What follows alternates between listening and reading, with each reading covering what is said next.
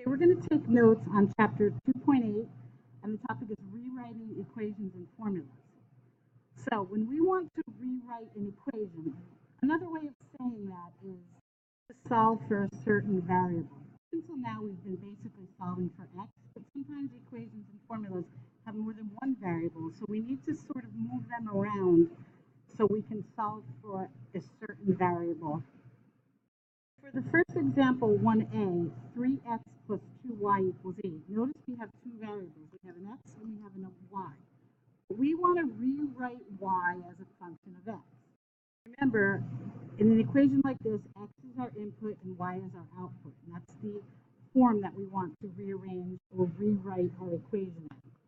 So what this means really is we want to solve for y. So the first step would be to rewrite the original equation. 3x plus 2y equals 8. Because we are rewriting it to solve for our y here, we want to subtract the x side. We will have y alone on the left-hand side of our equation. So if we do that, we'll end up with 2y alone on the left side equals, since we subtracted 3x, that's a negative 3x plus 8. And now since we want y, we're not solving for 2y, we're solving for y. Our third step is to divide by 2. This way we'll get the y by itself. So if we divide everything by 2, notice I'm putting a 2 with a division bar underneath everything. So my final answer, y will be by itself, this will cancel. And I will have negative 3 over 2, don't worry, plus 8 over 2 simplifies to 4. So if we look at that equation, y equals negative 3x plus 4, that is the same equation we started out with, just rearranged or rewritten. So y is a function of x, meaning my output is a result of my input x. So let's try a second example. We have negative 2x plus 3y equals 6, and we're going to solve for y is a function of x, so that means we want y equals whatever to be our final answer. So the first step like we did before, I already rewrote the equation. I'm going to add 2x to the side because I'm trying to get y by itself. So when I do that, I have, that's next. I will have 3y equals 2x. And now my next step will be to divide out the 6. Remember, we're solving for 5. We want y all by itself. And when we do that, these cancel, end up with y equals 2/3 x. 6 divided by 3 is 2. So it's plus 2. So that would be our final answer. So try example 2a and b below. So these are examples, so I'm going to do them with you. The area of a triangle is given by the formula a equals 1/2 times base times height. Okay, where b is the base and h is the height. So now we're used to seeing this with our a equals on the left-hand side and 1/2 bh on the other side. So that's like this. But this is asking us to solve for height. So we want to solve for the h. That means we want to get everything else to the other side.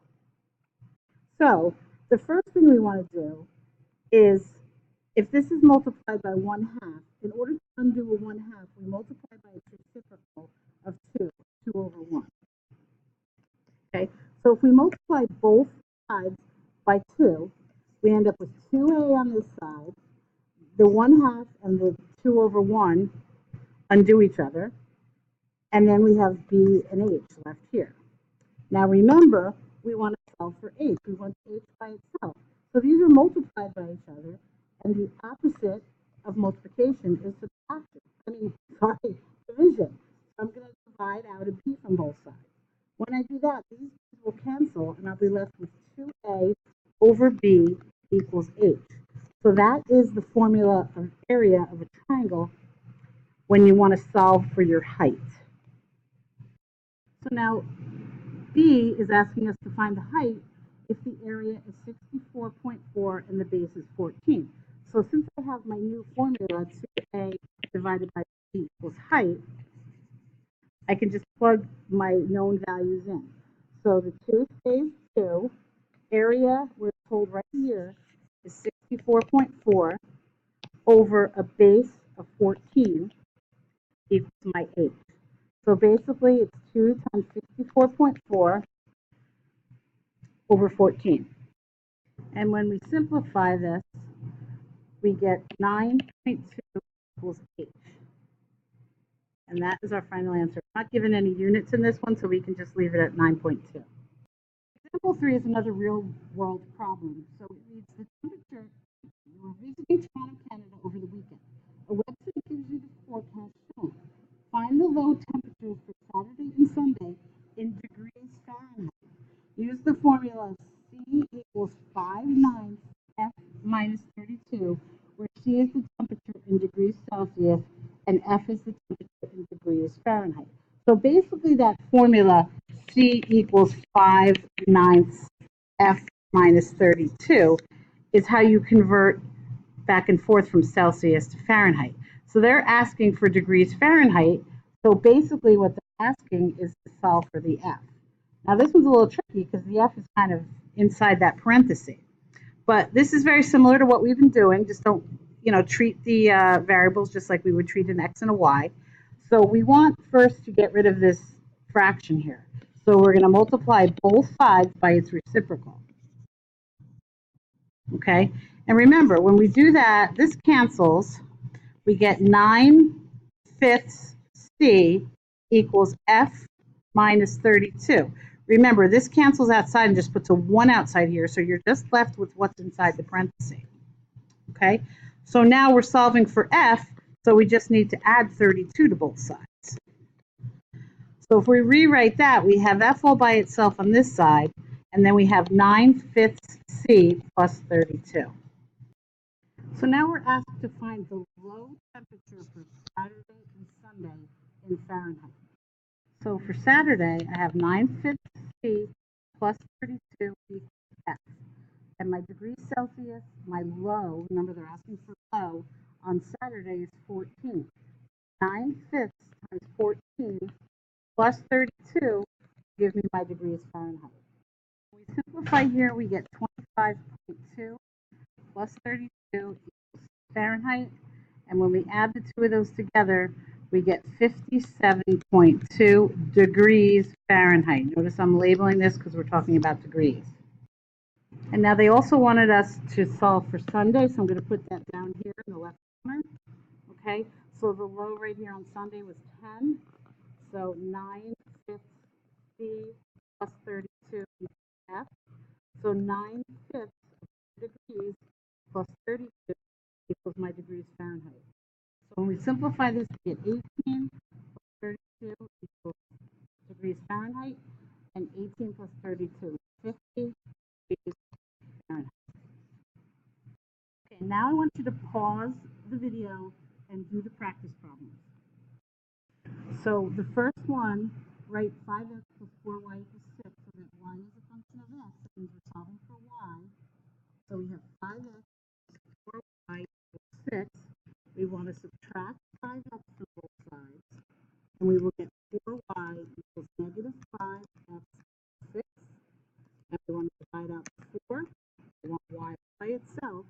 We'll end up with y equals negative 4/5 x.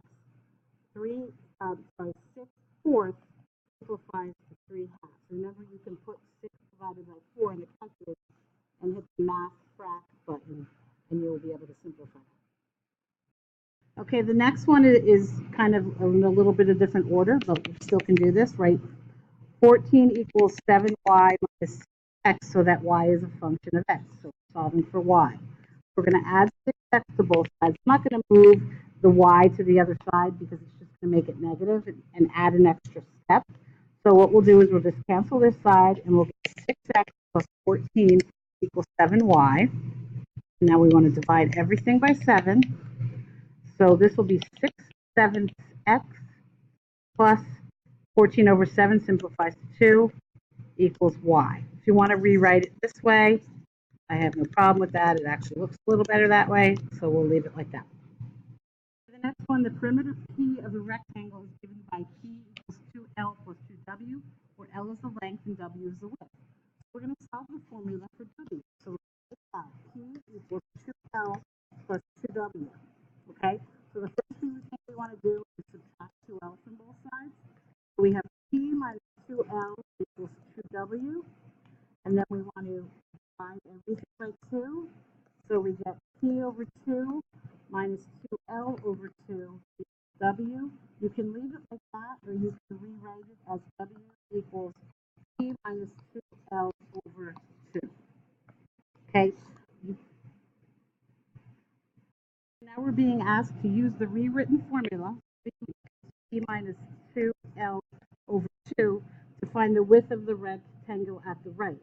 So we don't know the width, but we know our length is 7.2 feet, and our perimeter is 19.2 feet. So we put W equals 19.2 perimeter minus 2 times 7.2, our length, over 2. And when you simplify that, your answer should have been 2.4. Make sure you label. The last one is a real-world problem. To participate in a bowling league, you pay $25 sign-up fee. So remember, that's a one-time fee.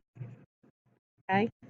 And $12 for each. Every time we see each, we know we're going to multiply.